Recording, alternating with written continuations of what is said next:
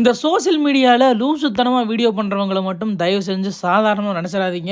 அவங்களுக்குள்ளே எல்லாம் பயங்கரமான ஒரு விஷக்கிருமி ஒளிஞ்சிருக்கு அப்படிங்கிறதுக்கு இந்த சம்பவம் ஒரு மிகப்பெரிய உதாரணங்க. இந்த ஃபோட்டோவில் இருக்கிறது யாருன்ட்டு நான் சொல்லி தெரிய வேண்டியதில்லை. திவ்யா கள்ளச்சின்னு பேர். இது இந்த ஃபோட்டோவில் இருக்கிறவன் கெட்ட வார்த்தையை முன்னாடி சேர்த்துக்கிட்டு நான் தான் கார்த்தி அப்படின்னு சொல்லிட்டு தெரியுவான். இந்த கேங் எல்லாம் சேர்ந்து இப்போ என்ன பண்ணியிருக்காங்கன்னு கேட்டிங்கன்னா நீங்களா ஷாக் ஆயிருவீங்க. ஸ்ரீவில்லிபுத்தூரில் நிறைய குழந்தைகளுக்கு தொல்லை பண்ணி அது வீடியோ எடுத்திருக்காங்களா. என்ன தொல்லைன்னு தெளிவாக புரிஞ்சுக்கோங்க. ஓப்பனாக சொன்னா எனக்கு ஏடு வராது. இப்போ போலீஸ் இவங்க 2 பேர்த்தோட சேர்த்து மொத்தம் 4 பேர் தான் அரெஸ்ட் பண்ணிருக்காங்க. இவங்க வீடியோஸ் போடும்போது இவங்களை ஓட்டுறதுக்காகவும் கிண்டல் பண்றதுக்காகவும் போறவங்க தாங்க இவங்களோட வளர்ச்சிக்கு மிக முக்கியமான காரணம். போலீஸ் அரெஸ்ட் பண்ணிருக்காங்க. எப்படி சிரிச்சிட்டு இருக்காங்கன்னு பாருங்க. வியூஸ் அண்ட் லைக்ஸ்க்காக, பப்ளிசிட்டி அண்ட் ஃபாலோவர்ஸ்க்காக ஆபாசமா பேசுறது, லூசுத்தனமா பண்றதுன்னு சொல்லி கடைசியில என்ன பண்றதுன்னு தெரியாம பணத்துக்காக இங்க என்னென்னவோ பண்ணிட்டு இருக்காங்க.